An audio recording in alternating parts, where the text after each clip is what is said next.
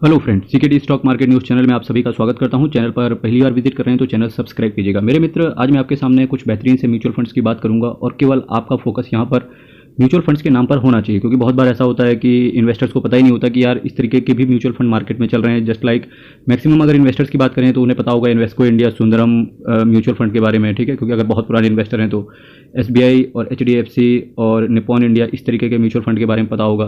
पर ऐसे भी बहुत सारे म्यूचुअल फंड है जो आपको पता नहीं, पर फिर भी रिटर्न बहुत अच्छा बना के दे रहे हैं। तो इस वजह से आपका केवल यहाँ पर फोकस होना चाहिए म्यूचुअल फंड्स के नाम को लेकर के। आदित्य बिरला सन लाइफ पीएसयू इक्विटी फंड की बात करें, बहुत जबरदस्त रिटर्न बना के दिया। इनफैक्ट पीएसयू किसी भी कैटेगरी के पीएसयू अगर म्यूचुअल फंड है तो सबसे तगड़ा रिटर्न आदित्य बिरला एएमसी ने बना के दिया है।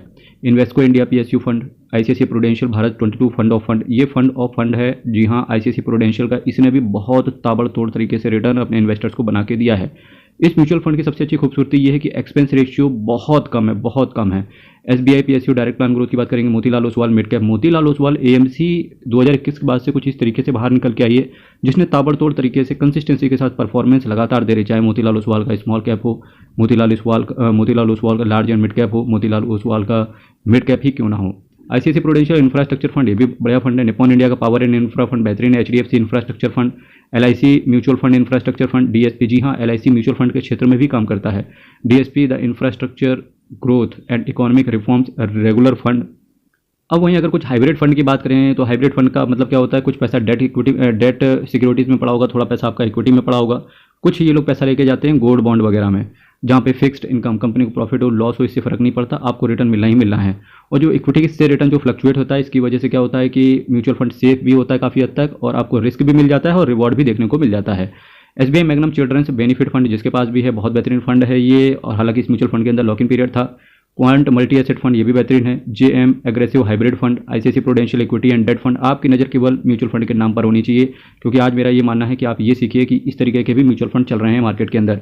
एचडीएफसी बैलेंस एडवांटेज फंड सभी को पता होगा। Bank of India mid and small cap, देखिए बैंक ऑफ इंडिया का mid small and debt fund भी चल रहा है, यानी कुछ शेयर आपके मिड कैप कैटेगरी से होंगे, कुछ स्मॉल कैप कैटेगरी से, और बहुत सारे शेयर आपके होंगे, शेयर क्या बहुत सारी सिक्योरिटीज होंगी आपकी डेट फंड से।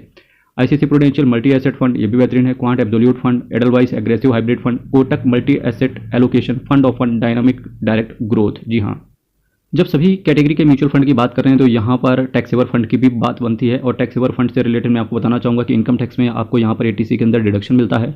वैसे ही फॉर्म 16 सभी सैलरीड एम्प्लॉइज़ के कंप्लीट हो गए होंगे, आ भी गए होंगे हाथ में, जिसका भी फॉर्म 16 आ गया है तो वो एक बार इनकम टैक्स फाइलिंग करने के लिए हमसे भी संपर्क कर सकता है। आगे चल के आपको मोबाइल नंबर प्रोवाइड करा दिए जाएंगे। हमारे पास एडवोकेट्स एंड चार्टर्ड अकाउंटेंट की टीम है जो कि बहुत ही प्रोफेशनल है, जिनका 8 साल से भी ज़्यादा का इंडस्ट्री के अंदर नॉलेज है।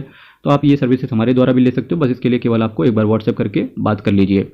Quant ELSS tax saver fund, ठीक है, और SBI long term equity fund, HDFC ELSS tax saver fund, Motilal Oswal ELSS tax saver fund, Bank of India ELSS tax saver fund, JM ELSS tax saver fund, Nippon India ELSS tax saver fund, Kotak ELSS, Parag Parikh ELSS, Franklin India ELSS tax saver fund. तो आज मैंने कुछ बेहतरीन से mutual funds की आपके सामने चर्चा करने की चेष्टा करी। आपकी नज़र होनी चाहिए इन सभी म्यूचुअल फंड्स के नाम के ऊपर।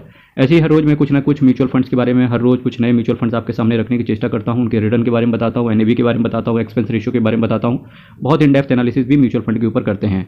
जैसा कि मैंने आपसे कहा, इनकम टैक्स फाइलिंग का सीजन चल रहा है, तो ये दिए गए नंबर जो आपको यहाँ पर रिफ्लेक्ट हो रहे हैं, इन पर आप व्हाट्सएप करके अधिक जानकारी प्राप्त कर सकते हो, और बहुत ही नेग्लिजिबल, बिल्कुल माइनर सी फीस में आपका इनकम टैक्स रिटर्न फाइल कर दिया जाएगा। अधिक जानकारी के लिए आप इन व्हाट्सएप चैनल पर पहले बात कर लीजिएगा, इसके बाद आपको डायरेक्ट कनेक्ट करवा दिया जाएगा।